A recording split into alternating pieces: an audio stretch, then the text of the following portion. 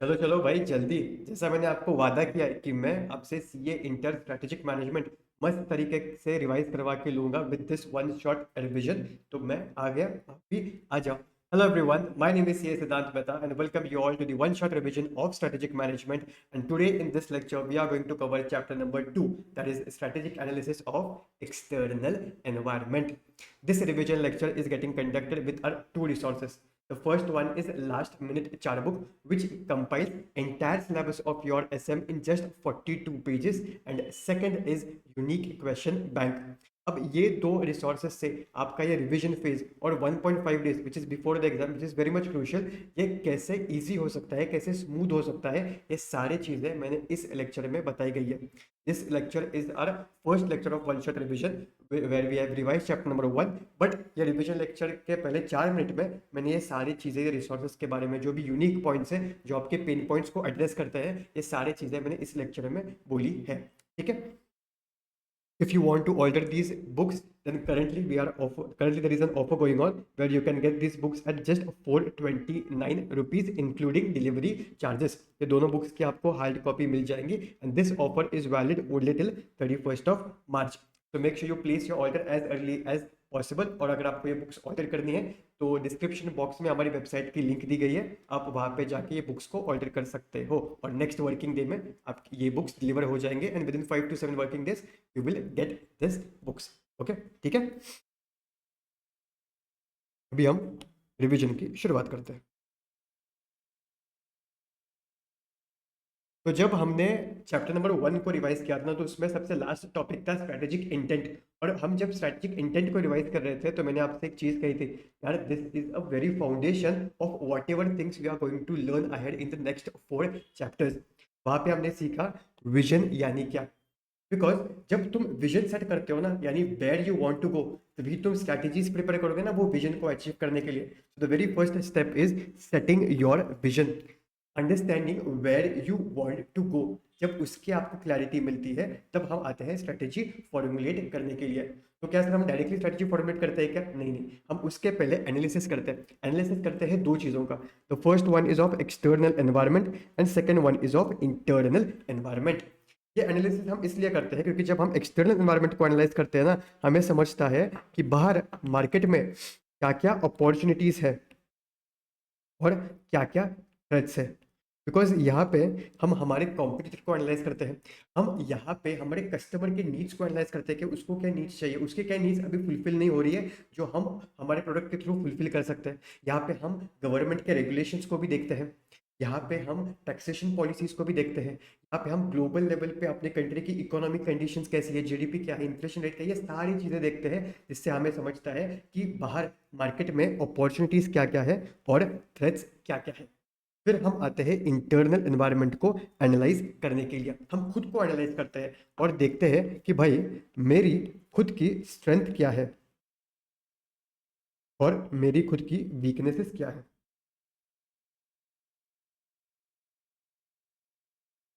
जब हम ये चीज़ों का एनालिसिस करते हैं ना, तब हमारा स्ट्रेटेजी फॉर्मुलेशन बहुत ज़्यादा इजी हो जाता है. हमको समझता है कि भाई कैसे हम हमारे स्ट्रेंथ का इस्तेमाल कर सकते हैं ये अपॉर्चुनिटी को केटर करने के लिए, so that we can achieve our vision. कैसे हम हमारे स्ट्रेंथ का इस्तेमाल कर सकते हैं by preparing a strategy so that we can reduce our strength. कैसे हम हमारे वीकनेसेस को रिड्यूस कर सकते हैं, ये हम करते हैं decide in the time of strategy formulation so that we can achieve our vision properly. तो स्ट्रेटेजी फॉर्मुलेट करने के बाद तो काम नहीं होगा, उस स्ट्रेटेजी को इम्प्लीमेंट भी करना पड़ेगा. और फिर हमको इवेल्युएट करना पड़ता है कि जैसा हमने सोचा था कि क्या हमारे स्ट्रेंथ से अपॉर्चुनिटी को केटर हो रहा है, क्या हमारे स्ट्रेंथ से थ्रेट रिड्यूस हो रहे हैं, तो हम उसको इवेल्युएट करते हैं. और अगर नहीं तो फिर स्ट्रेटेजी को फिर से रिवाइज करते हैं, हम एक रिएक्टिव स्ट्रेटेजी प्रिपेयर करते हैं. So this is nothing but the roadmap of whatever we are going to learn in the next 3 chapters. मतलब आज का भी और अगले 3 जो आने वाले उसमें भी. So this is called as your strategic management process. तो सर इस चैप्टर में हम क्या ये सारी चीज़ें सीखने वाले हैं क्या? नहीं, एक टाइम में इतना नहीं खाने वाले हम. इस बार हम बस एक्सटर्नल एनवायरनमेंट को कैसे एनालाइज करते हैं हम उस यही सीखने वाले हैं इस चैप्टर में. ठीक है. तो जैसे हमने जब लास्ट चैप्टर को रिवाइज करने के लिए लिया था, तब उसके पहले ना हमने एक माइंड मैप प्रिपेयर किया था समझने के लिए कि इस चैप्टर में क्या क्या चीज़ें हैं, वो सेम माइंड मैप हम इस चैप्टर के लिए भी प्रिपेयर करेंगे। बिकॉज इससे कैसे होता है, आपको एक क्लैरिटी मिलती है कि आगे के चैप्टर्स में भी क्या क्या सीखने वाला हो, और ये वन शॉट रिविजन आपने कंप्लीट कर लिया तो आपको कॉन्फिडेंस भी आ जाएगा इस चैप्टर के ऊपर। तो ये चैप्टर का नाम क्या है, strategic analysis of external environment. तो एक्सटर्नल एनवायरनमेंट को समझने के पहले पहले स्ट्रेटेजिक एनालिसिस ये होता क्या है उसको तो समझना पड़ेगा। उसके मीनिंग क्या है, लिमिटेशंस उसका क्या है, उसके अंडर इश्यूज क्या क्या है, पहले हम वो चीज़ें बेसिक में समझ लेंगे। फिर एक बार हमने ये समझने के बाद हम आ जाएंगे एक्सटर्नल एनवायरनमेंट को समझने के लिए, जो जिसके टोटल दो टाइप्स है। एक है मैक्रो एनवायरनमेंट और दूसरा है माइक्रो एनवायरनमेंट। एक कौन सा है, माइक्रो, और दूसरा है माइक्रो। ये क्या होता है सर, जब हम ये पर्टिकुलर पार्ट पे आ जाएंगे वो मैं आपको बताऊंगा। फिर मैक्रो एनवायरनमेंट के अंदर 5 एलिमेंट्स रहते हैं, हम उसको डिस्कस करते हैं। फिर मैक्रो एनवायरनमेंट को एनालाइज करने के लिए एक टूल रहता है, पिस्टल टूल, जिसको भी हम यहाँ पे डिस्कस करेंगे। और फिर यहाँ पे और एक कंसेप्ट दिया है ऑफ इंटरनेशनलाइजेशन ऑफ बिजनेस, यानी तुम तुम्हारे बिजनेस को अगर इंटरनेशनल बाउंड्रीज में लेके जा रहे हो, इंटरनेशनल कंट्री में, मतलब आउट ऑफ द कंट्री लेके जा रहे हो, वहां पे बिजनेस रन करना है, तो फिर तुम्हें इंटरनेशनल एनवायरनमेंट को कैसे एनालाइज करना है, उसके 3 लेवल्स भी यहाँ पे हमको दिए गए हैं। और फिर माइक्रो एनवायरनमेंट में हम देखते हैं कि इंडस्ट्री को कैसे एनालाइज करना है, कस्टमर को कैसे एनालाइज करना है, और कॉम्पिटिटर को कैसे एनालाइज करना है। बट दोनों कंसेप्ट के बीच में हमको प्रोडक्ट के बारे में भी चीजें दी है। ऐसा क्यों सर, बिकॉज जब तुम मैक्रो एनवायरनमेंट को एनालाइज करते हो ना, तो तुम्हें ओवरऑल लेवल पे, ग्लोबल लेवल पे समझता है कि अपनी कंट्री की इकोनॉमी कैसे काम कर रही है, टैक्सेशन पॉलिसीज कैसे है, रेगुलेटरी क्या क्या कंडीशंस है, ये सारी चीज़ें, टेक्नोलॉजी के थ्रू क्या क्या चीज़ें अपडेट हो रही है, ये सारी चीज़ें इकोनॉमी लेवल पे हमको मैक्रो एनवायरनमेंट को एनालाइज करने के बाद समझती है। बट भाई एक इकोनॉमी में बहुत सारे इंडस्ट्रीज रहते हैं, तो तुम क्या सबका इंडस्ट्री एनालिसिस करते बैठोगे क्या माइक्रो एनवायरनमेंट में? नहीं नहीं नहीं, तुमको बस उन्हीं इंडस्ट्रीज का एनालिसिस करना है जिसमें तुम्हारा प्रोडक्ट फॉलो होता है। इसलिए अब थोड़ी चीज़ें प्रोडक्ट के बारे में तुमको समझे, इसलिए ये कंसेप्ट बीच में डाल दिया है, और मैंने इसको नाम दिया है transition concept. so that first you can understand, sorry थोड़ी तबियत खराब हो गई है, so that you can understand where your product falls into, और तब तुम तुम्हारा इंडस्ट्री एनालिसिस, कस्टमर एनालिसिस और कॉम्पिटिटिव एनालिसिस अच्छी तरीके से कर सकते हो। ठीक है, आ जाते हैं अभी स्ट्रेटेजिक एनालिसिस को समझने के लिए। यहाँ पे कैसे हुआ है ना, ये स्ट्रेटेजिक एनालिसिस कंसेप्ट वो बहुत मस्त है, बट इसके ऊपर अब तक डिस्क्रिप्टिव क्वेश्चन आईसीएआई ने पूछा ही नहीं है। इसके ऊपर वो पूछ सकते हैं कि स्ट्रेटेजिक एनालिसिस का मीनिंग क्या है वो बताओ, उसके लिमिटेशंस क्या है बताओ, उसके अंडर जो 3 इश्यूज है उसको डिस्कस करो। ऐसा क्वेश्चन आ सकता है, अब तक आया नहीं है, बट आ सकता है। जैसे अभी आईसीआई का ट्रेंड चल रहा है, जो वो नहीं पूछते कभी भी, उसी के ऊपर ही क्वेश्चन पूछ रहे हैं, इसलिए इस एलिमेंट को अच्छी तरीके से करके जाना ये आपका काम है। ठीक है, तो सर स्ट्रेटेजिक एनालिसिस का मीनिंग क्या है सर, जो भी हम चीज़ डिस्कस करने वाले हैं, जैसे मैंने आपको लास्ट लेक्चर में कहा था, आपको मेरे साथ चीज़ें रिपीट करनी है, तभी ये आपको रिवीजन लेक्चर का भी फायदा होगा और चीज़ें रिटेन होगी। थ्योरी लेक्चर्स में बहुत बार यही दिक्कत आती है थ्योरी सब्जेक्ट्स में कि चीज़ें रिटेन नहीं होती, बट आप बार बार रिपीट करोगे मेरे साथ तो चीज़ें रिटेन होगी। ठीक है, प्रॉमिस कर रहा हूँ, रिटेन करोगे, अरे ये मेरे साथ रिपीट करोगे तो करना। तो स्ट्रेटेजिक एनालिसिस का मीनिंग क्या है सर, स्ट्रेटेजिक एनालिसिस का मीनिंग है that it is a continuous process. मतलब ये एक ही बार हमको एनालिसिस नहीं लगाना है सर, हमको बार बार करते बैठना है, एक ही बार करके हो गया ऐसी चीज ये नहीं है। It is a continuous process and a component of a business planning, that is a part of business planning which uses a methodological approach. Methodological approach मतलब यहाँ पे हम स्टेप बाय स्टेप अप्रोच का इस्तेमाल करते हैं चीजों को समझने के लिए, so that when we understand things we can allocate resources wisely, we can assess our competitors, we can refine our business plan for a competitive edge. So repeat after me, what is the meaning of strategic analysis? Strategic analysis is a continuous process which is a component of a business planning where we use methodological approach to allocate resources, to assess our competitors and to refine our business plan for a competitive edge. ये analysis 2 areas में किया जाता है। सबसे पहला रहता है industry and competitive condition, जिससे हमें एक्सटर्नल एनवायरनमेंट के बारे में समझ आती है, और दूसरा किया जाता है when organization own capabilities, resources, strengths and weaknesses, यानी तुम्हारे इंटरनल एनवायरनमेंट के साथ किया जाता है। तो दोनों से 2 एरियाज में होता है, एक्सटर्नल एंड इंटरनल। अब इसके 2 लिमिटेशंस भी है। सबसे पहला, it will gives a lot of innovative options but doesn't tell which one to pick. Second, it can be a time consuming process. Sir strategic analysis time consuming process है, ये तो मुझे समझ में आ गया, but sir it gives a lot of innovative option but doesn't tell us which one to pick, इसका मतलब क्या है सर? ये देखो, जैसे आपको पता ही होगा कि यूएस और इंडिया के बीच में ट्रेड वॉर चल रहा था, जहाँ पे ट्रम्प उसके मूड के हिसाब से कभी 25%, कभी पेनल्टी प्लस 25%, 50% टैरिफ लगा रहा था। तो बहुत सारी अनसर्टेन सिचुएशन हो रही थी। तो जो फार्मा कंपनीज जो मेडिसिन प्रोवाइड करती थी ना यूएस में, और जब ट्रम्प ने कहा कि आपके ऊपर भाई 50% टैरिफ लग जाएगा, तो वो तो डर गए, बिकॉज उनका जो बिजनेस जो चल रहा था वो अच्छा खासा इम्पैक्ट हो सकता है। तो जब उन्होंने एनालिसिस किया और समझा कि यार ट्रम्प अभी 50% टैरिफ लगाने का सोच रहे हैं, तो उनके पास अलग अलग ऑप्शन है। मैं अभी यूएस में अपना सेल कंटिन्यू रख सकता हूँ, बट डेफिनेटली वो इम्पैक्ट करेगा बिकॉज मेरी प्राइस वहां पे बढ़ जाएगी। तो ये मेरा फर्स्ट ऑप्शन है कि कंटिन्यू करो सेल्स पे एट द इम्पैक्टेड प्राइस, और जितना इम्पैक्ट आ रहा है उसको सहन कर लो। नहीं तो दूसरी क्या है, अभी मुझे यूएस पे फोकस छोड़ के कोई दूसरे कंट्री पे अभी फोकस देना पड़ेगा, बिकॉज यहाँ पे मेरा सेल इम्पैक्ट होगा, तो मुझे दूसरे कंट्रीज में अपना सेल को बढ़ाना पड़ेगा। या तीसरा, ट्रंप ने कहा था कि अगर तुम हमारे यहाँ पे अपनी मैन्युफैक्चरिंग सेट करते हो ना, तो तुम्हें कोई भी टैरिफ नहीं लगेगी। तो जब कोई एक फार्मा कंपनी ने ये एनालिसिस किया होगा, स्ट्रेटेजिक एनालिसिस का, कि ट्रंप ने कितना टैरिफ लगाया, उन्होंने 50% टैरिफ लगाया, तो उनके पास ये अलग अलग ऑप्शंस आ गए होंगे कि क्या हमको सेल्स को कंटिन्यू करना है, क्या हमें कोई दूसरे कंट्री में जाके बेचना है, क्या हमको वहां पे मैन्युफैक्चरिंग सेट करना है क्या। तो एनालिसिस करने के बाद आपको ऐसे ऑप्शंस समझ में आएंगे, इसलिए क्या करना है वो एनालिसिस नहीं बताएगा आपको। ठीक है, so it will give you a lot of innovative options, but it will does not tell you which one to pick, वो तो आपको डिसाइड करना पड़ेगा। अभी हम आते हैं issues to be consider for strategic analysis. दिख नहीं रहा क्या है? एक मिनट।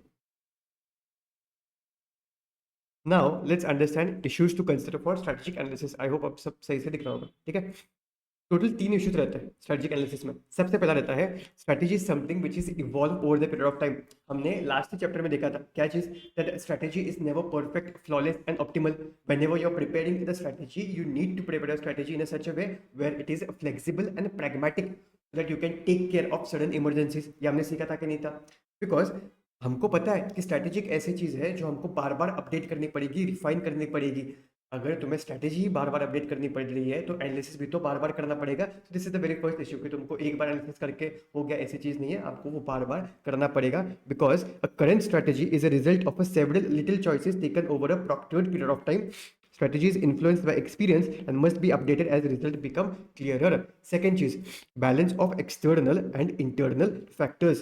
भाई ऐसा हमेशा नहीं होगा कि बाहर एक अपॉर्चुनिटी दिख गई और आपके स्ट्रेंथ्स भी उस अपॉर्चुनिटी के साथ मैच करते, तो चलो भाई ले लिया डिसीजन। बहुत बार ऐसा होता है कि बाहर की अपॉर्चुनिटीज आपके स्ट्रेंथ्स के साथ मैच नहीं करती, तब एज द मैनेजमेंट आपको टफ कॉल्स लेने पड़ते हैं कि इस सिचुएशन में हमको करना क्या है।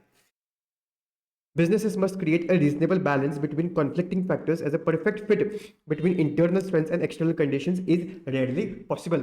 For example, आपको ऐसी आपने जब एक्सटर्नल एनवायरनमेंट को एनालाइज किया ना, तो आपको समझा कि यार ना एक इंडस्ट्री में ना एक अपॉर्चुनिटी है, जहाँ पे अगर मैं एक 1 CR का इन्वेस्ट कर लूंगा ना, तो यार इतने इतने परसेंटेज से वहाँ पे चीज़ें ग्रो हो सकती है, इतने इतने परसेंटेज से मुझे रिटर्न मिल सकता है। बट एज अ कंपनी जब मैंने मेरे कैश रिजर्व्स को देखा, तो मेरे पास बस 60 लाख रुपीज थे, मेरे पास 1 करोड़ का इन्वेस्टमेंट अभी अवेलेबल ही नहीं है। तो फिर as organization, as a management, आपको डिसीजन लेना पड़ेगा कि यार अगर ये अपॉर्चुनिटी अगर अच्छी है, तो हम इसको अवॉइड नहीं कर सकते। हम देखेंगे कि यार कुछ एक्सटर्नल फंडिंग हम रेज कर सकते हैं क्या, ये अपॉर्चुनिटी को कैटर करने के लिए। तो ऐसे डिसीजंस आपको लेने पड़ेंगे, हमेशा अपॉर्चुनिटी स्ट्रेंथ के साथ मैच होगी ऐसा नहीं है। That's why management has to take some tough choices by weighing opportunities against limitations. Some will be within the control and some will be beyond current capabilities. और तीसरा है रिस्क। भाई बहुत सारी चीजें रहती है भाई एनालिसिस में जो तुम्हारे बिजनेस को इम्पैक्ट कर सकती है। बहुत सारे रिस्की एलिमेंट्स रहते हैं जो तुम्हारे बिजनेस को इम्पैक्ट कर सकते हैं। अब वो सारे एलिमेंट्स को समझना, उनके हिसाब से काउंटर स्ट्रेटेजी प्रिपेयर करना is not an easy task.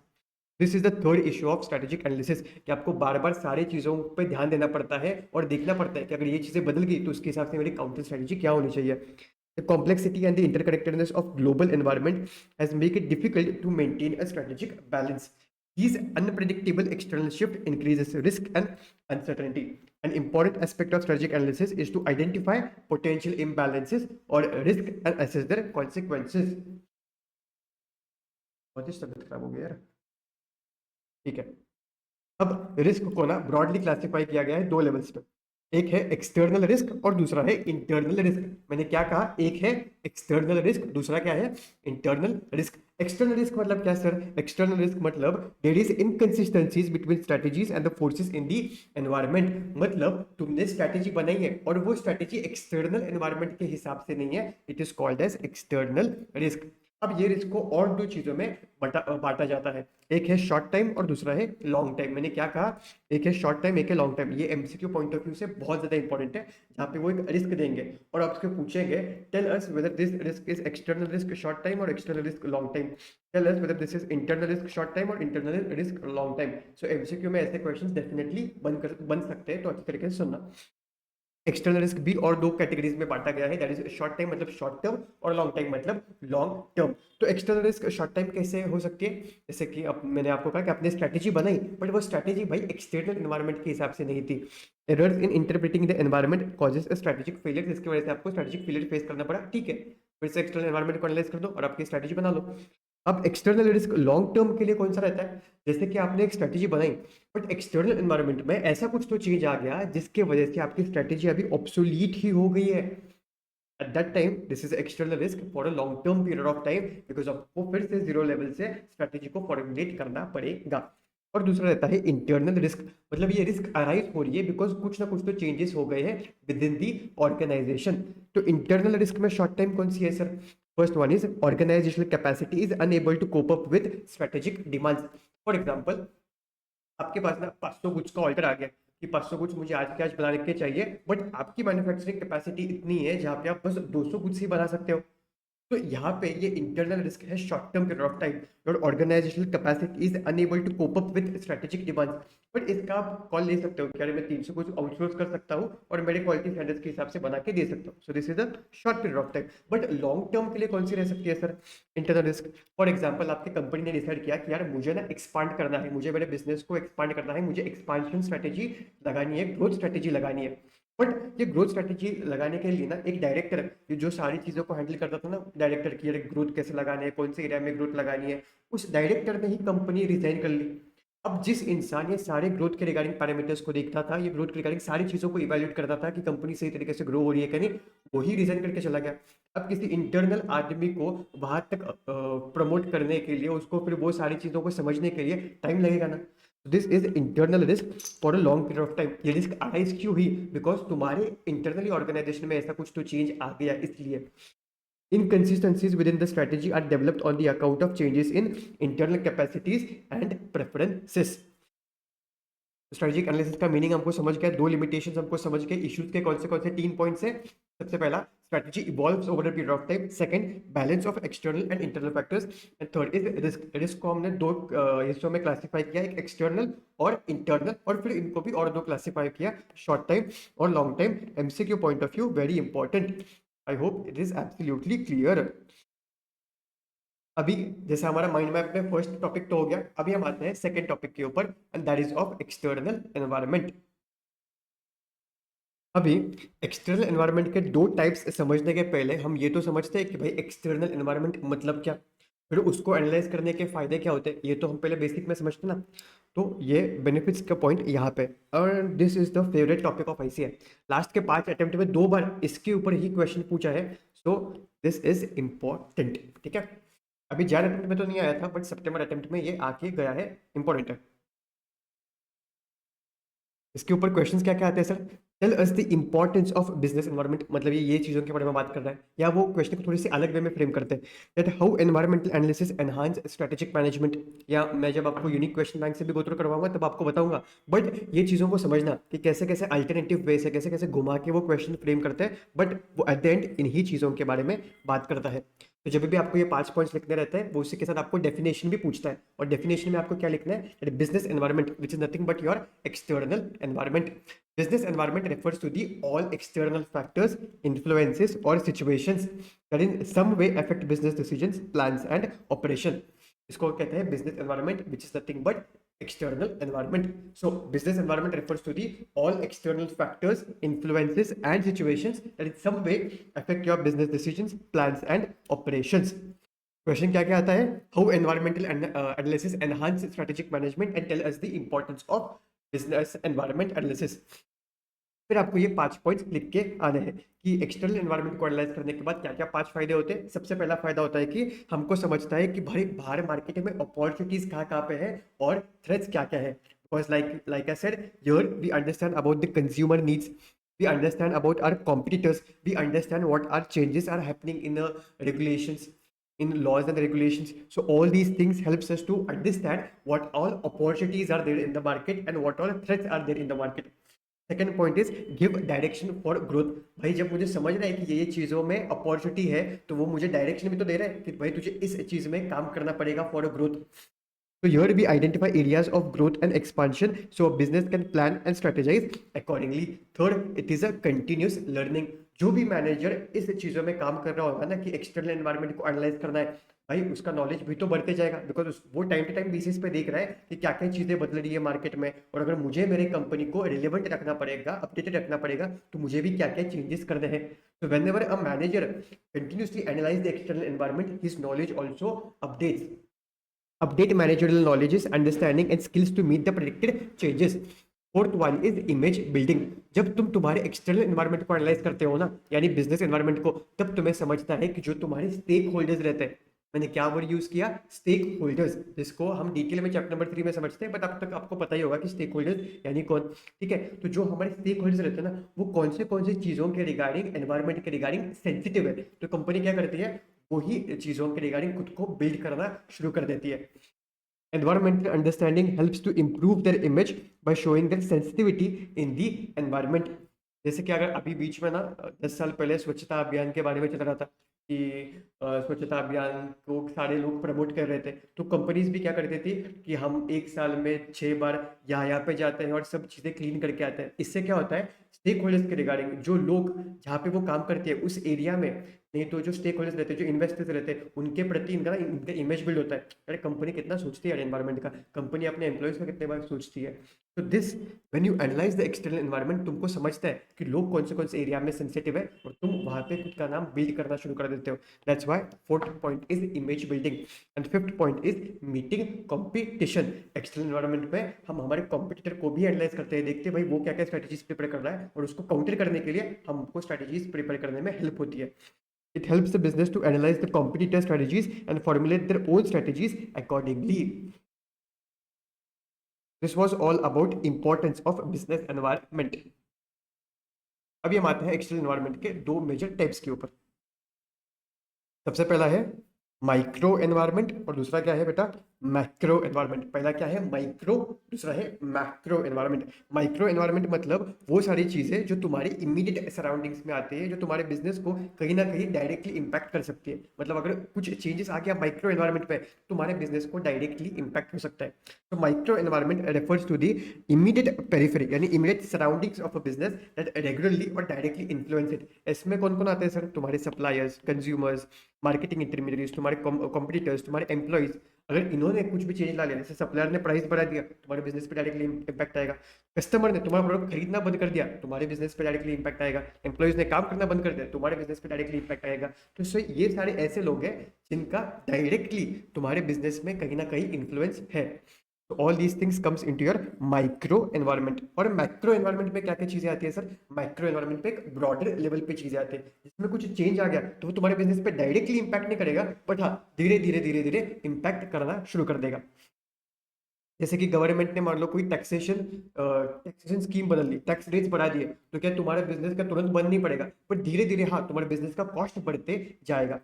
तो माइक्रो एनवायरनमेंट में ऐसी सारी चीजें आती है। So macro environment consists of 5 elements. The first one is demographic environment. The second one is socio-cultural environment. Third one is economic. Fourth one is political and legal. And the fifth one is technological environment. Demographic environment में क्या क्या आता है sir, demographic environment में हम देखते हैं कि जिस भी एरिया में हमको बिजनेस करना है ना, उस एरिया के पॉपुलेशन को एनालाइज करते हैं। फिर इस एरिया में कितने कितने एज के लोग हैं, यानी 0 से लेके 10 तक कितने एज के लोग हैं, फिर 10 से लेके 0 बोल रहा हूँ, 1 से लेके 20, 0 कैसे हो रहा है, 0 कैसे हो रहा है, 1 से लेके 10 तक, 10 से लेके 20 तक, 20 से लेके 30 तक, ऐसे ऐसे तुम अलग अलग एज ग्रुप कर सकते हो और वैसे लोगों को बाइफरकेट कर सकते हो। फिर जेंडर के हिसाब से तुम एनालाइज कर सकते हो, यार इतने पॉपुलेशन में मेल कितने हैं, फीमेल कितने हैं, उनकी इनकम लेवल्स क्या है, भाई उनका एजुकेशन कितना हुआ है, क्या क्या एसेट्स है उनके पास, क्या क्या लोकेशन पे वो सेटल है। सर ये क्यों करते हैं, बिकॉज इससे बहुत सारी चीजें समझती है। जब तुम ये पूरे डेमोग्राफिक को एनालाइज करते हो ना, तो तुम्हें समझता है यार 18 से लेके 25 तक या 18 से लेके 30 तक ना, यहाँ के एज ग्रुप के लोग बहुत ज्यादा है। तो अगर मैंने कोई ऐसा प्रोडक्ट बना लिया जो इन एज ग्रुप के लोगों को केटर कर सकता है, तो भाई मेरा सेल्स अच्छा खासा बढ़ सकता है, बिकॉज यहाँ पे पॉपुलेशन बहुत ज्यादा है। नहीं तो अगर तुमको डिसाइडेड है कि तुमको प्रोडक्ट कौन सा लॉन्च करना है, तो तुम ये डेमोग्राफिक एनवायरनमेंट का एनालिसिस करने के बाद देख सकते हो कि यार ये मैंने पर्टिकुलर प्रोडक्ट लॉन्च किया है 30 से लेके 40 के एज ग्रुप वालों के लिए, तो इनके इनकम लेवल्स क्या है, एवरेज इनकम लेवल्स, तो वो इनकम लेवल समझने के बाद तुम तुम्हारे प्रोडक्ट को प्राइस कर सकते हो so that you can attract these age groups of people. That's why demographic environmental analysis is very important, जहाँ पे तुम तुम्हारे पॉपुलेशन के कैरेक्टरिस्टिक्स को एनालाइज करते हो, where you can analyse them with the criteria of age, gender, income, education, assets, job, or location. These factors help businesses to understand their target groups better. Demographic analysis helps in understanding market size, customer composition and demand patterns. जब भी तुम ये demographic environment का analysis करोगे ना, तो तुमको दो क्वेश्चंस को एड्रेस जरूर करना है। सबसे पहला, what demographic trends will affect the market size of the industry. मतलब पहले कैसे होता था, 18 से लेकर 25 के एज ग्रुप में जो इंक्रीमेंट आता ना ईयर बाय ईयर, वो पहले 2% 3% ऐसा होता था 10 साल पहले। बट अभी 3-4 साल में ऐसा ट्रेंड देखने को आ रहा है यार, 18 से लेकर 25 ये एज ग्रुप में ना सडनली 6% से इंक्रीज हो रहे हैं, 7% से इंक्रीज हो रहा है। मतलब यार ये एज ग्रुप को भी अपने को केटर करना चाहिए, ये एज ग्रुप को भी अपने ध्यान देना चाहिए, बिकॉज ये मार्केट बढ़ते जा रहा है। लेट्स केटर देम, सो अपना सेल्स भी बढ़ेगा, सेल्स बढ़ेगा तो प्रॉफिट भी बढ़ेगा। So what demographic trends will affect the market size of the industry. और देखो what demographic trend represents opportunities और थ्रेट्स। अगर ये बढ़ते जा रहा है तो भाई मेरे लिए अपॉर्चुनिटीज है, और अगर वो पर्टिकुलर एज का क्राइटेरिया गिरते जा रहा है तो भाई मेरे लिए थ्रेट है ये। ठीक है, जब भी तुम डेमोग्राफिक एनवायरनमेंट का एनालिसिस करोगे तो ये दो क्वेश्चंस को आपको एड्रेस करना ही करना है। दूसरा है सोशल एंड कल्चरल इन्वायरमेंट। मतलब जिस भी एरिया में तुम्हें तुम्हारा बिजनेस करना है ना, उस एरिया में जो लोग हैं ना, उनके सोसाइटल वैल्यूज को समझो, वो कल्चर को समझो, उनकी ट्रेडिशंस को समझो। बिकॉज जो भी तुम प्रोडक्ट लॉन्च करने वाले हो या जैसे भी तुमको बिजनेस कंडक्ट करना है ना, ये कौन सी भी चीजें उनके सोशल वैल्यूज को, ट्रेडिशंस को हैम्पर नहीं करनी चाहिए। अगर कहीं से भी तुम्हारा प्रोडक्ट या तुम्हारा बिजनेस करने का तरीका उनके ट्रेडिशंस को, वैल्यूज को, कल्चर को इम्पैक्ट कर रहा है, then you will be able to face a backlash in this, और तुम्हारे बिजनेस पे अच्छा खासा इम्पैक्ट आ सकता है। Because as a people they are not going to change their core social values. As a business you need to adapt them to succeed. तो इसलिए हम यहाँ पे लेते हैं इंडिया गॉट लेटेड का एग्जांपल, जो समय रैना का शो था। समय रैना का शो अच्छा चल रहा था, it was been appreciated by lot of people. But क्या हो गया, ऐसे 2-3 जोक्स आ गए जो लोगों को अपने सोशल लेवल पे अच्छे नहीं लगे, एंड देन बैकलैश हैपेंड। तो इसके वजह से जब भी तुम एक बिजनेस कंडक्ट कर रहे हो या अपने प्रोडक्ट को बना रहे हो, देखना कि कहीं से भी ये लोगों के बिलीफ सिस्टम को, ट्रेडिशंस को इम्पैक्ट ना करे। Because like I said, the core values of people are very hard to change. Businesses must adapt to them to succeed. ठीक है। तीसरा है इकोनॉमिक एनवायरनमेंट, जहाँ पे तुम ये देखते हो कि जिस भी एरिया में मुझे मेरा बिजनेस सेट करना है, जिस भी कंट्री में मुझे मेरा बिजनेस सेट करना है, भाई वो कंट्री की इकोनॉमिक कंडीशंस कैसी है। और एक चीज याद रखना, जो मैंने आपको लास्ट चैप्टर में भी कहा था, कि जब भी तुम एक स्ट्रेटेजिक मैनेजमेंट में सारी चीजें देख रहे हो ना, वो एक बड़े बिजनेस के पॉइंट ऑफ व्यू से देखना।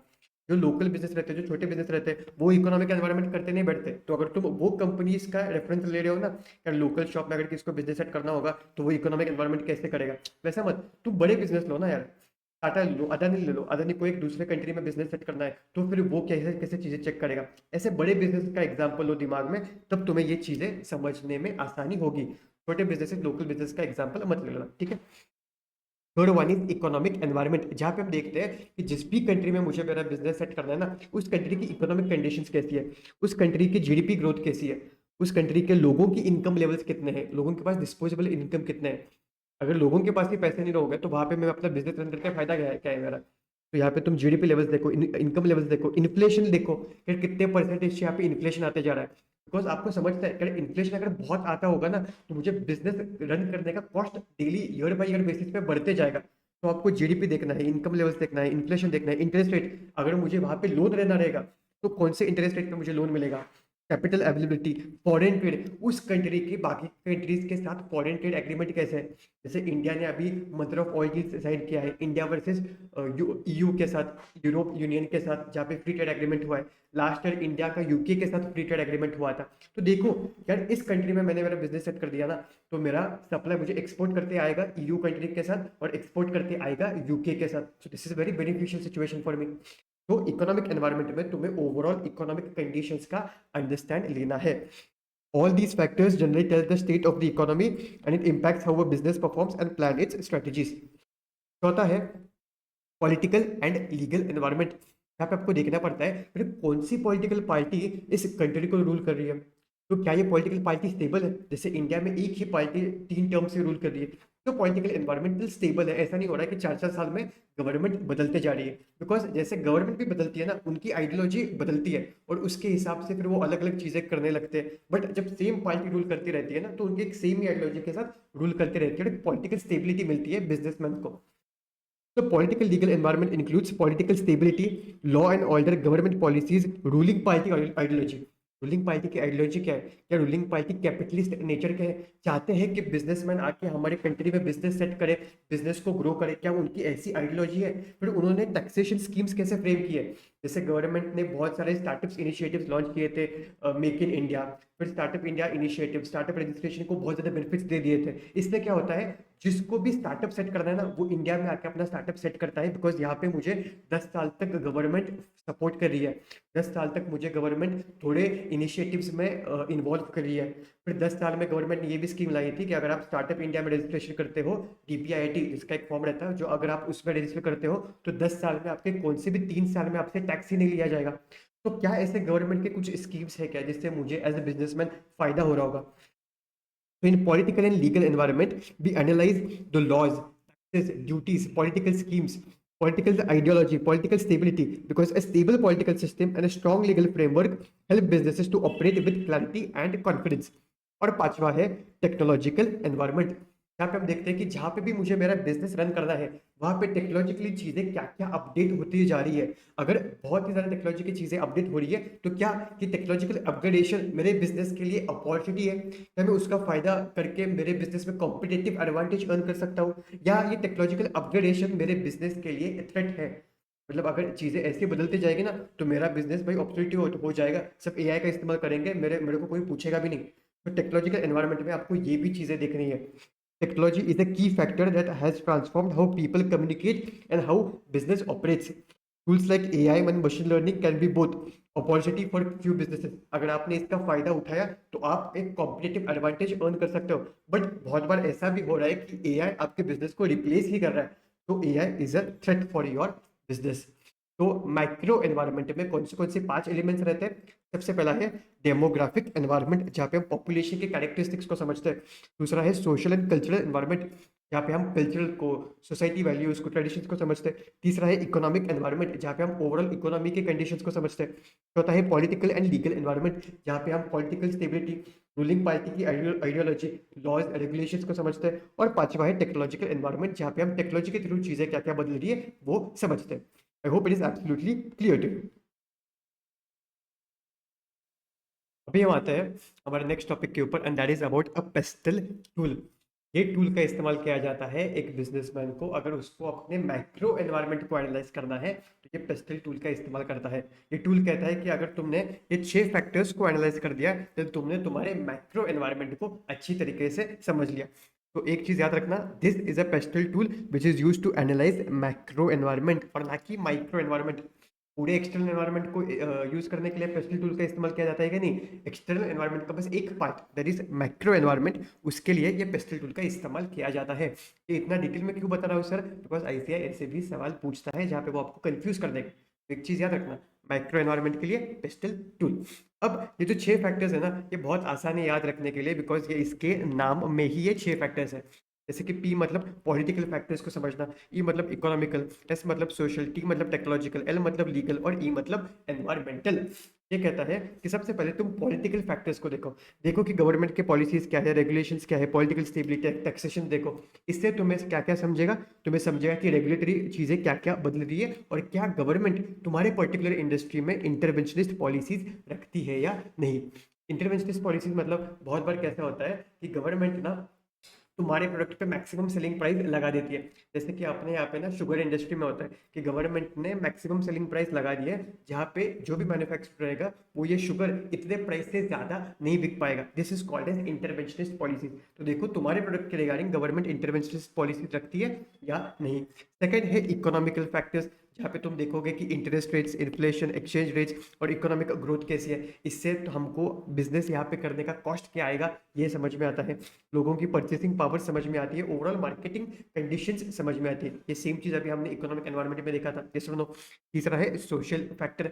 सोशल फैक्टर में सोशल कल्चरल एनवायरनमेंट भी है और डेमोग्राफिक एनवायरनमेंट की भी चीज़ों को कवर किया गया है। Here you understand demographic trends, lifestyle changes, cultural norms, consumer behaviour and consumer attitudes. इससे क्या समझता है कि कंज्यूमर की प्रेफरेंसेस क्या है और सोसाइटी में ट्रेंड क्या चल रहा है, हमें वो भी अच्छी तरीके से समझता है। टी मतलब टेक्नोलॉजिकल फैक्टर। यहाँ पे हम देखते हैं कि टेक्नोलॉजिकली चीज़ें क्या क्या एडवांस हो रही है, इनोवेशन क्या क्या आ रही है। इससे हमें समझता है कि कैसे हम इन टेक्नोलॉजी का इस्तेमाल कर सकते हैं in production process, in product development to achieve competitive position. L मतलब क्या है, लीगल, जहाँ पे हमको देखना पड़ता है कि रेगुलेटरी क्या क्या चेंजेस आ रहे हैं। फिर बिजनेस लॉज क्या है बिजनेस रन करने के लिए, इससे हमें समझता है कि रेगुलेटरी क्या क्या कंप्लायंस है, so that we can avoid legal risk. और ई मतलब एनवायरमेंटल फैक्टर, यहाँ पे आपको देखना पड़ता है कि क्या क्या इकोलॉजिकल इश्यूज है, सस्टेनेबिलिटी प्रैक्टिस रन करनी होगी तो वो कैसे रन करनी पड़ेगी, जिसकी वजह से आप जो भी बिजनेस रन करोगे ना उससे एनवायरमेंटल पे हार्म नहीं आना चाहिए, that you can adapt to the climate change and meet sustainable goals. So pastel environment use किया जाता है तुम्हारे मैक्रो एनवायरनमेंट को एनालाइज करने के लिए, और पेस्टल के नाम में ही वो 6 फैक्टर्स हैं जो हमको एनालाइज करने रहते हैं। पी बोले तो पॉलिटिकल, ई बोले तो इकोनॉमिकल, एस बोले तो सोशल, टी बोले तो टेक्नोलॉजिकल, एल बोले तो लीगल और ई बोले तो एनवायरमेंटल। अगर आपने ये मेरे साथ रिपीट किया होगा तो आपको डेफिनेटली याद हुआ होगा, और अगर नहीं रिपीट किया है तो मैं फिर एक आपके लिए रिपीट कर देता हूँ। पी मतलब पॉलिटिकल, ई मतलब इकोनॉमिकल, एस मतलब सोशल, सोशल में ही डेमोग्राफिक का एलिमेंट कवर किया गया है, याद रखना। ई मतलब टेक्नोलॉजिकल, एल मतलब लीगल और ई मतलब एनवायरमेंटल। ठीक है, exam point of view this is also a very important thing. अभी हम आते हैं इंटरनेशनलाइजेशन ऑफ बिजनेस के ऊपर। जब कोई भी बिजनेस इंटरनेशनल मतलब दूसरे कंट्री में जाके अपना बिजनेस सेट करता है ना, तो इसको कहा जाता है इंटरनेशनलाइजेशन ऑफ बिजनेस। कोई भी बिजनेस बाहर दूसरे कंट्री में क्यों जाता है, one of the two reason, एक उसकी अर्निंग्स बढ़ती है, वो फायदा बहुत होता है इसलिए वो जाता है, नहीं तो उसके एक्सपेंसेस कम होते हैं। अर्निंग्स बढ़ते हैं वो तो समझ गया सर, बट एक्सपेंसेस कैसे कम होते हैं। बहुत बार ऐसा होता है, आपको अगर याद होगा तो बहुत सारे फॉरेन कंट्रीज अपना बिजनेस 20-30 साल पहले इंडिया में आके रन करती थी, अपनी मैन्युफैक्चरिंग कैपेसिटी यहाँ पे आके सेट करती थी। क्यों? बिकॉज यहाँ पे उनको लेबर सस्ता मिलता था, यहाँ पे उनको रिसोर्सेज सस्ते मिलते थे, इसलिए वो बहुत सारे फॉरेन कंट्रीज इंडिया में आके अपना बिजनेस सेट कर देते थे।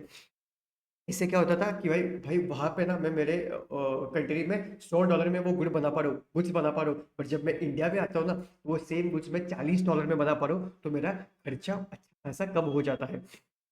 So internationalization helps business to enter new market in the search of greater earnings and less expensive resources. Additionally, expanding internationally helps the business to achieve greater economies of scale. Definitely भाई मेरा production बढ़ेगा, और अगर production बढ़ेगा मुझे economies of scale का फायदा होगा, बिकॉज मेरा जो फिक्स्ड कॉस्ट रहेगा ना वो अभी ज्यादा यूनिट्स पे बटेगा, और अगर फिक्स्ड कॉस्ट ज्यादा यूनिट्स पे बट रहा है तो पर यूनिट कॉस्ट कम आएगा ना। याद है ना, अभी कॉस्टिंग का कंसेप्ट अभी अभी पढ़ के आए होंगे कॉस्टिंग में। And it also extend the life span of its products. Sir ये कैसे होता है sir, life span of its product?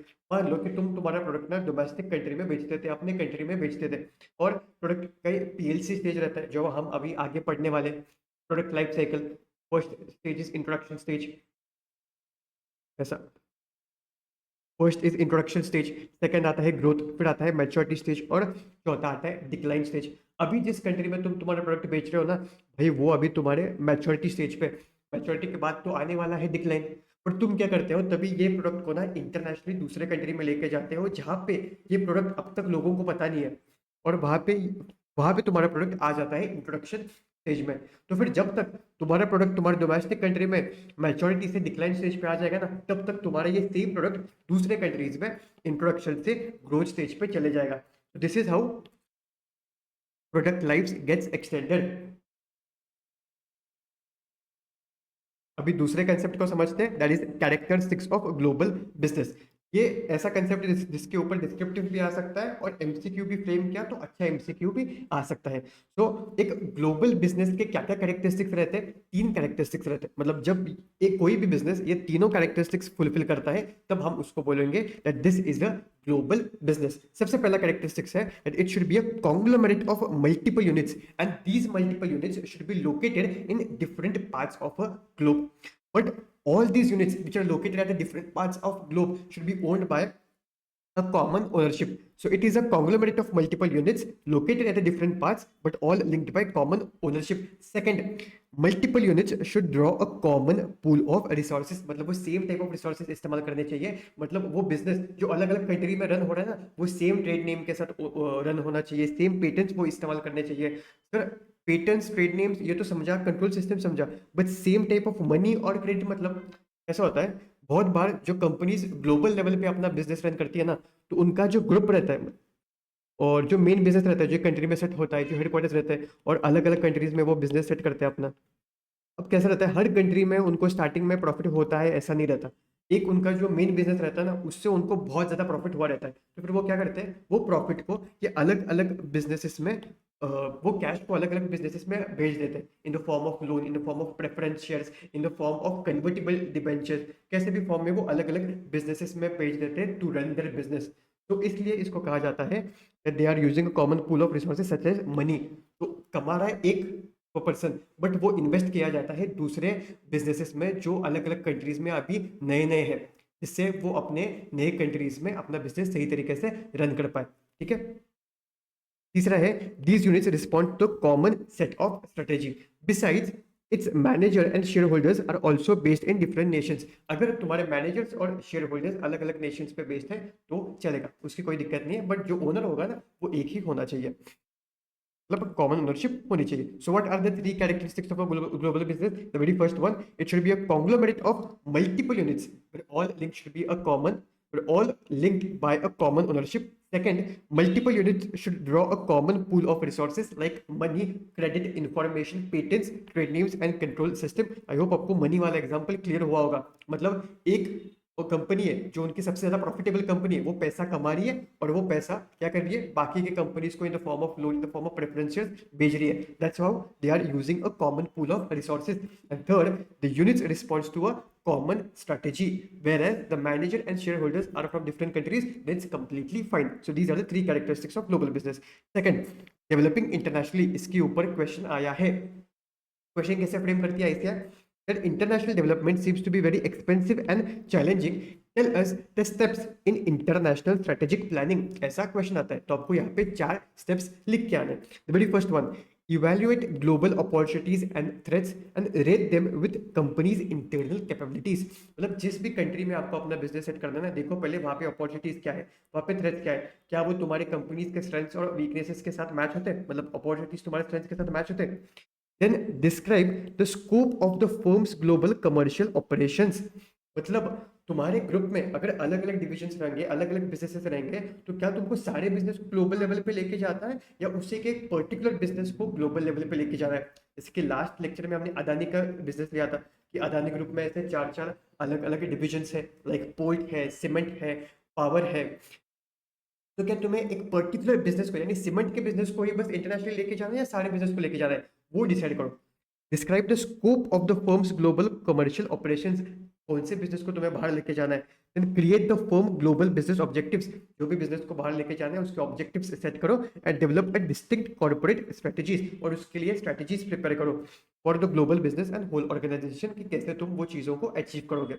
तो क्या क्या 4 स्टेप्स है? The very first one, evaluate global opportunities and threats and rate them with companies internal capabilities. Second, describe the scope of firm's global commercial operations. तीसरा, create the firm's global business objectives. चौथा, develop a distinct corporate strategies for a global business and for the whole organization. These are the 4 steps of international strategic planning. अभी why do businesses go global, इसके ऊपर जो question आए ना वो अब तक एमसीक्यू ही आए हैं। तो why do business go global? The very first one, need for growth। भाई मुझे ग्रोथ चाहिए, इसलिए मैं बाहर जा रहा हूँ। Second, shrinking time and distance. पहले कैसा होता था, अगर मैंने बाहर बिजनेस सेट कर दिया बट चीज़ों को कम्युनिकेट करना, भेजना बहुत ज़्यादा दिक्कत होती थी। बट अभी due to updated transportation, updated technology, ये चीज़ें करना ईजी है, इसलिए मैं बाहर चले जा रहा हूँ। तीसरा, डोमेस्टिक मार्केट लिमिटेशन। यहाँ पे बहुत ज़्यादा कॉम्पिटिशन हो रहा है, इसलिए मैं बाहर जाके अपना बिजनेस रन करना चाहता हूँ। Fourth one is cheaper inputs. जैसे मैंने आपको एग्जांपल दिया था, बाहर कंट्रीज में लेबर सस्ते है, रॉ मटेरियल सस्ता है, इसलिए मैं बाहर जा रहा हूँ। पांचवा, रिड्यूस ट्रांसपोर्टेशन कॉस्ट। पहले कैसे होता था, अगर किसी भी फॉरेनर को मेरा गुड्स परचेज करना रहता था ना, तो वो इंटरेस्टेड भी रहता था, बट वो गुड्स की कीमत कम रहती थी, बट साला ट्रांसपोर्टेशन में ही मेरे को बहुत ज्यादा खर्चा लगता था, इसलिए वो फिर बोलता था कि नहीं भाई ठीक है, नहीं लेता हूँ मैं। अभी कैसा होगा, अभी अगर मैंने वहां पे जाके अपना मैन्युफैक्चरिंग सेट कर दिया ना, तो उसको ट्रांसपोर्टेशन कॉस्ट मेरा कम हो जाएगा, वो वहीं से खरीद पाएगा। छठवा है better sales and cash flow. मेरा सेल्स बढ़ रहा है, मेरे पास कैश फ्लो बढ़ रहा है, मैं जाऊंगा बाहर। सातवां है राइज ऑफ सर्विस सेक्टर। पहले कैसा होता था, सर्विस सेक्टर इवन दो अगर उनको बाहर कुछ जाके सर्विसेज प्रोवाइड करनी है ना, मतलब इंटरनेशनल सर्विस प्रोवाइड करनी है, तो उनको बाहर जाना पड़ता था। बट अभी टेक्नोलॉजी के थ्रू इतनी चीजें बदली है, जहाँ पे तुम यहीं पे बैठ के जूम कॉल रख के बाहर किसी भी अपने फॉरेन क्लाइंट्स को कंसल्ट कर सकते हो। आठवां है फॉल ऑफ ट्रेड बैरियर्स। जैसे हमने अभी दो एग्जांपल्स दिए, मदर ऑफ ऑल डील्स और इंडिया यूके का फ्री ट्रेड एग्रीमेंट। जब ये ट्रेड बैरियर्स फॉल होते हैं, तब तुमको एक्सपोर्ट करना, इंपोर्ट करना इजी हो जाता है। And ninth one is strategic alliances. बहुत बार ऐसा होता है कि तुम्हारे ऑर्गेनाइजेशन की कैपेसिटी से जो भी तुमने तुम्हारा स्ट्रेटेजिक ऑब्जेक्टिव सेट किया है वो तुम अचीव नहीं कर सकते, इसलिए तुम क्या करते हो, एक फॉरेन कंपनी के साथ स्ट्रेटेजिक अलायंस में आ जाते हो, so that you both can achieve your common strategic objectives which you were not able to achieve on your own. Sir ये क्या रहता है सर, इसके बारे में हम डिटेल में चैप्टर नंबर 4 में समझने वाले हैं। अभी हम आते हैं इंटरनेशनल एनवायरनमेंट के ऊपर, जो कहता है कि तुम्हें अगर तुम्हारे बिजनेस को इंटरनेशनली लेके जाना है, तो भाई तुम्हें तुम्हें इंटरनेशनल एनवायरनमेंट का, यानी वहां के एक्सटर्नल एनवायरनमेंट का एनालिसिस भी तो करना पड़ेगा ना, तो वो हमको यहाँ पे सिखाया जाता है। क्या मतलब, थोड़े ग्लिम्स ही दिए, एकदम डिटेल में नहीं गए, थोड़े ग्लिम्स ही दिए उन्होंने। Conducting an assessment of external environment is the first step towards internationalization, as it helps to identify global opportunities and evaluate the feasibility of leveraging them.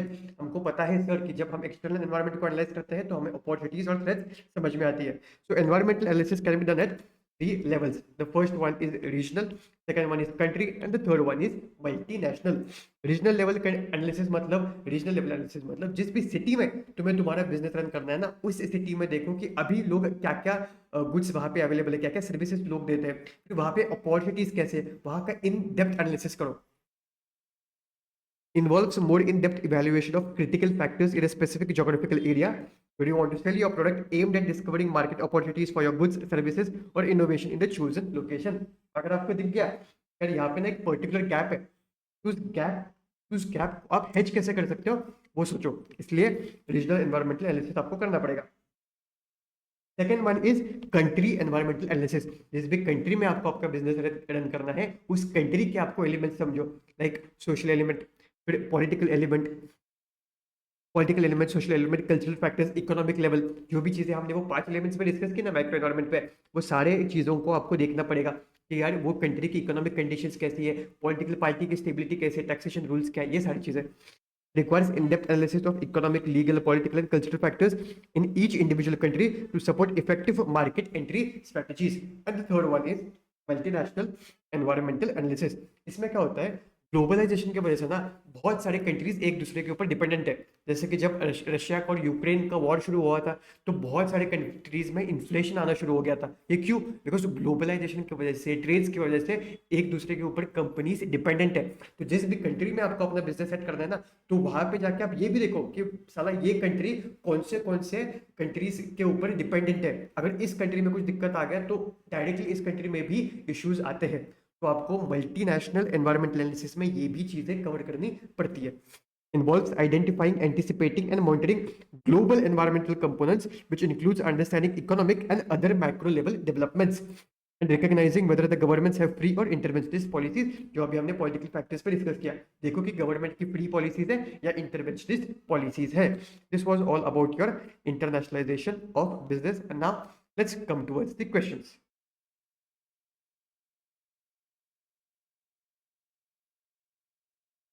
अब जो एक्सटर्नल एनवायरनमेंट पे हमने सबसे पहले कंसेप्ट देखा था ना, कि बिजनेस एनवायरनमेंट का मीनिंग देखा था और उसके बेनिफिट्स देखे थे। अब देखते हैं कि उसके ऊपर ऐसा एक क्वेश्चन कैसे फ्रेम करता है, और ये पीवाईक्यू का क्वेश्चन है। ठीक है।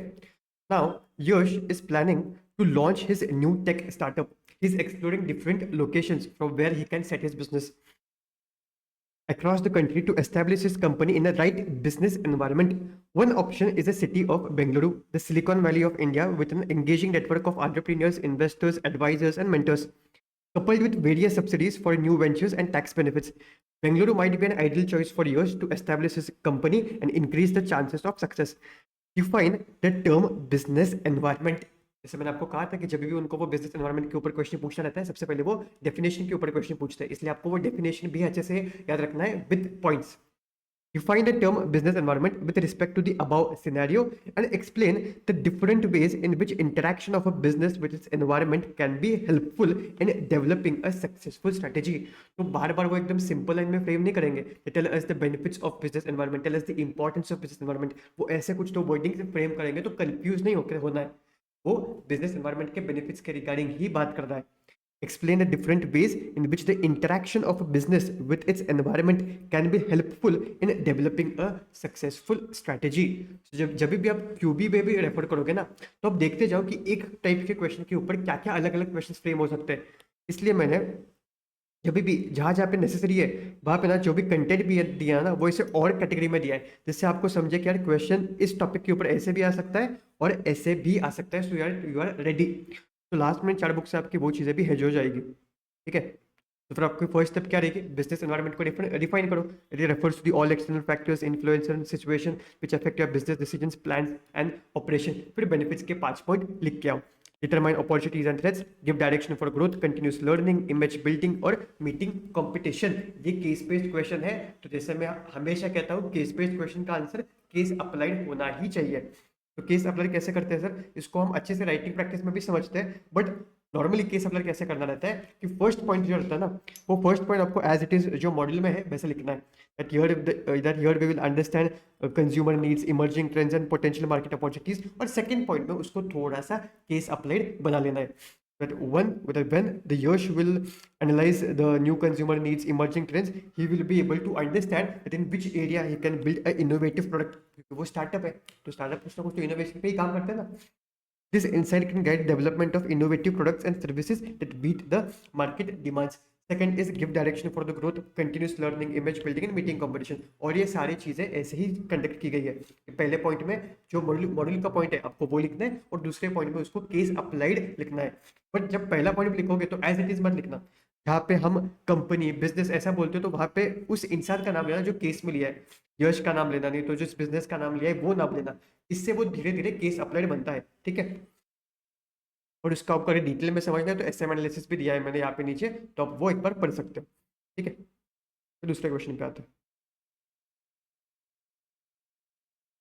हाँ, अब ये क्वेश्चन ना इजी है, बट फ्रेमिंग देख लो।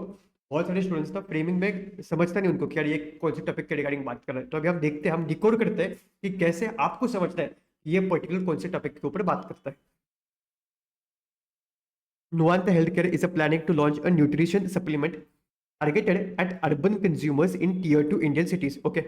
The product team analyzed local population data, age groups, income levels, lifestyle patterns, and health concerns for finalizing the formulation and pricing. They are also reviewing how changes in the government policy and tech adoption may affect the rollout. Now, what kind of external factors has Nuanta considered for pricing the product? And briefly explain the major categories of such external influences that shape business strategy. तो यहाँ पे उन्होंने कहीं पे भी business environment, external environment, फिर macro environment, micro environment ऐसे wording का इस्तेमाल नहीं किया। बहुत बार ना स्टूडेंट्स की यही मेंटलिटी रहती है कि भाई मैं ना देखूंगा कि कॉमन टाइप ऑफ वर्ड्स कहाँ के आते थे और कॉमन टाइप्स ऑफ वर्ड्स आ गए ना तो मैं वहाँ पे वर्ड लिख दूंगा, तो वो मैं वो पर्टिकुलर आंसर यहाँ पे लिख दूंगा। ऐसा नहीं करना है। आपको ना क्वेश्चन को समझना है कि वो पूछ क्या रहा है। वो यहाँ पे क्या पूछा, what kind of external factors Nuanta has considered for pricing product. External factors मतलब कहीं ना कहीं ये एक्सटर्नल एनवायरनमेंट के बारे में बात कर रहा है। अगर एक्सटर्नल एनवायरनमेंट के बारे में बात कर रहा है तो ये चैप्टर नंबर 2 में जो जो कंसेप्ट है उसके बारे में बात करता है। फिर चैप्टर नंबर 2 में हमने एक माइंड मैप बनाया है। यहाँ पे हमको पहले तो स्ट्रेटेजिक एनालिसिस के बारे में चीजें बताई जाती है और फिर एक्सटर्नल एनवायरनमेंट के बारे में चीजें बताई जाती है। तो दिमाग में आपका ये माइंड मैप आना चाहिए। अच्छा ठीक है, तो फिर एक्सटर्नल एनवायरनमेंट में मतलब यहाँ पे तो चीजें नहीं रहेगी क्योंकि एनालिसिस के बारे में एक्सटर्नल एनवायरनमेंट मतलब एक्सटर्नल फैक्टर्स है, तो यहाँ पे चीजें रहेगी। एक्सटर्नल फैक्टर्स फिर दो हिस्सों में बढ़ता है, एक है माइक्रो और दूसरा है माइक्रो। माइक्रो में हम पर्टिकुलर इंडस्ट्री के बारे में, हमारे पर्टिकुलर इंडस्ट्रीज के बारे में देखते हैं, कस्टमर के बारे में सोचते हैं और कॉम्पिटिटर के बारे में समझते हैं। और एक्सटर्नल एनवायरनमेंट में हम मैक्रो एलिमेंट्स में 5 एलिमेंट्स के बारे में डिस्कस करते हैं। ये कहीं ना कहीं वो हो सकता है क्योंकि यहाँ पे भी वो ना गवर्नमेंट की पॉलिसीज देख रहे हैं जो हम पॉलिटिकल लीगल एनवायरनमेंट में देखते हैं, टेक्नोलॉजिकल अडॉप्शन मतलब टेक्नोलॉजिकल एनवायरनमेंट की जो भी चीजें देख रहे हैं, और यहाँ पे वो पॉपुलेशन को भी समझ रहे हैं। तो सर, तो यहाँ पे अगर पॉपुलेशन को समझ रहे हैं तो वो कस्टमर एनालिसिस भी हो सकता है ना, जो हम माइक्रो एनवायरनमेंट में समझते हैं वो कस्टमर एनालिसिस भी हो सकता है। पॉपुलेशन को समझना मतलब डेमोग्राफिक एनवायरनमेंट का एनालिसिस है, वही कैसा? अरे राजा, demographic environment and customer analysis, these two are different things. ये जो मैं चीजों को बोल रहा हूँ ना उसको सुनते जाना, this is not an extension, but ये आपको डिस्टिंक्शन समझना चाहिए। डेमोग्राफिक एनवायरनमेंट में कैसा होता है, हम एक ओवरऑल पॉपुलेशन को समझ रहे हैं, और कस्टमर एनालिसिस में कैसा होता है, हम पर्टिकुलर जो कस्टमर ग्रुप है ना, जैसे कि मैं एक ऐसा प्रोडक्ट दे रहा हूँ, अब जैसे मैं सीए के पर्टिकुलर क्लासेस से दे रहा हूँ, सीए इंटर के क्लासेस दे रहा हूँ, तो मेरा पर्टिकुलर एज ग्रुप क्या हुआ, 18 से लेकर 25, यही पर्टिकुलर एज ग्रुप हुआ। तो यही, अगर मैं 18 से लेकर 25 ये लोगों को एनालाइज कर रहा हूँ ना, then that is my customer analysis. तो जब मैं पूरे पॉपुलेशन को समझता हूँ then that's my demographic environment. यहाँ पे उन्होंने क्या वर्डिंग यूज किया है, the product team has analysed local population data. उन्होंने कस्टमर बोला रहता तो हम कस्टमर एनालिसिस पे जाते थे, यहाँ पे उन्होंने लोकल पॉपुलेशन बोला है तो हमको डेमोग्राफिक एनवायरनमेंट पे रेफर करना पड़ेगा। इतनी चीजें डिटेल में जाके मैं इसलिए बोल रहा हूँ बिकॉज जब एग्जाम के एनवायरनमेंट में रहते हो ना तो यहीं पे गलती कर लेते हो, कस्टमर एनालिसिस का पॉइंट लिख के आओगे, बिकॉज कस्टमर एनालिसिस भी हमको एक्सटर्नल एनवायरनमेंट पे कवर किया गया है नहीं, पॉपुलेशन बोला है तो यहाँ पे आपको डेमोग्राफिक एनवायरनमेंट लिख के आना है। फिर क्वेश्चन क्या पूछा है वो देखते हैं, what kind of external factors has Nuanta considered for pricing the product. यहाँ पे न्यूआंता ने पॉपुलेशन कैरेक्टरिस्टिक्स लिए, गवर्नमेंट पॉलिसी और टेक अडॉप्शन, बट क्वेश्चन क्या पूछा है, what they have considered for pricing the product. Pricing के लिए बस उन्होंने लोकल पॉपुलेशन डेटा ही लिया है, इसलिए हम डेमोग्राफिक एनवायरनमेंट का पॉइंट लिखेंगे। उसी के साथ उन्होंने और एक क्वेश्चन पूछा है, briefly explain the major categories of such external influence that shape business strategy. मतलब उसके साथ जो 5 पॉइंट्स हम डिस्कस करते हैं ना, demographic, economic, political, legal, technological और सोशल कल्चरल एलिमेंट, ये आपको 5 पॉइंट्स यहाँ पे लिख के आने हैं, ठीक है। अब सर, यहाँ पे बस उन्होंने ऐसा ही लिखा है, briefly explain the major categories of such external influences that shape business strategy. तो सर अगर मैंने यहाँ पे गलती से पेस्टल टूल्स के जो 6 फैक्टर्स है, बिकॉज पेस्टल टूल्स में भी तो हमको माइक्रो एनवायरनमेंट के बारे में समझना है ना, अगर मैंने वो 6 फैक्टर्स लिख के आया तो सर मार्क्स मिलेंगे क्या मेरे को? देखो राजा, क्वेश्चन क्या पूछता है उसके हिसाब से आपको आंसर लिखना है। अगर उनको स्पेसिफिकली पेस्टल टूल के बारे में क्वेश्चन पूछता रहा ना तो ऐसे ऐसा क्वेश्चन फ्रेम नहीं करती, उनका क्वेश्चन का फ्रेमिंग थोड़ा सा बदल जाता है, वो क्वेश्चन का फ्रेमिंग ऐसा कर देता है, ABC corporation is a multinational consumer electronics company is planning to expand its operation into a new country. The company's senior management is evaluating the potential risk and opportunities of entering the new market. As a part of this analysis, they decide to use a PESTEL framework. यहाँ पे उन्होंने specifically कहा कि वो pastel framework का इस्तेमाल करने वाले हैं एक्सटर्नल फैक्टर्स को समझने के लिए। तो जब वो स्पेसिफिक वर्डिंग्स यूज कर रहे हैं पेस्टल फ्रेमवर्क, या उन्होंने ऐसा यूज किया, I need a tool to analyse my macro environment, तो अगर वो ऐसे वर्डिंग्स का इस्तेमाल कर रहे हैं तब आपको पेस्टल फ्रेमवर्क के पॉइंट्स लिख के आना है। बट वर्डिंग्स वगैरह कुछ नहीं है, ऐसा नॉर्मल लिखा है, briefly explain the major categories of such external influences, तब आपको ये वाले 5 पॉइंट्स लिख के आने हैं, ठीक है। I hope you have clarity in it. External factors that could impact the decision. How can the PESTEL framework help ABC Corporation to assess the external factors affecting its decision to expand into a new country? तो जब भी तुम unique question bank से ये सारे questions को refer करते जाओगे ना तो देखो कि कौन से क्वेश्चन को कैसे फ्रेम किया है, कब समझ रहे हैं कि यहाँ पे कौन से पॉइंट लिखने हैं, कब समझना है कि यहाँ पे कौन से पॉइंट लिखने हैं। और कुछ भी दिक्कत आ रही होगी तो आप मुझे कभी भी व्हाट्सअप कर सकते हो, मेरा व्हाट्सअप नंबर आपको मेरे वेबसाइट पे भी मिल जाएगा, और अगर नहीं होगा तो ये लिख लेना यहाँ पे 8421745001। आपको अगर कुछ भी डाउट्स भी आ रहा होगा ये समझने के लिए तो आप मुझे इस व्हाट्सएप नंबर पे व्हाट्सएप कर सकते हो, ठीक है, and I will resolve your doubt. But ये पूरे 2 क्वेश्चंस बहुत ईज़ी थे। मेरा मेन इंटेंशन ये था बिकॉज़ अभी मैंने सितंबर और जैन पेपर को एनालाइज़ किया, बच्चों ने यही मिस्टेक की है। क्वेश्चन 1 पूछ रहा है, अलग आंसर लिख के आते हैं, वो आंसर सही रहता है, बट उसके मार्क्स मिलेंगे क्या आपको? नहीं। फिर वो आके बोलता है कि सर मैंने सही आंसर लिख के आया पर ऐसे ने मार्क्स ही नहीं दिया। सही नहीं दे, तेरे को रिलेवेंट आंसर लिखना है, ठीक है? रिलेवेंट आंसर के मार्क्स मिलते हैं। तो एक बार ये चीज़ों को देखो कि कब आइसा ने वर्डिंग्स कैसे फ्रेम की और कब आंसर आपको क्या लिखता है, और ये भी चीज़ को एक बार देख लो, ठीक है? I will give you some time, go through all these सारी चीज़ों को देखना जो जो हमने अभी तक सीखे हैं।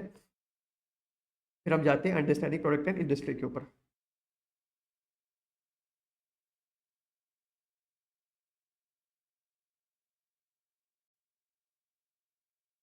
हेलो एवरीवन, थोड़ी सी तबीयत ख़राब हो गई है तो अभी मुझे डॉक्टर के पास जाना पड़ेगा।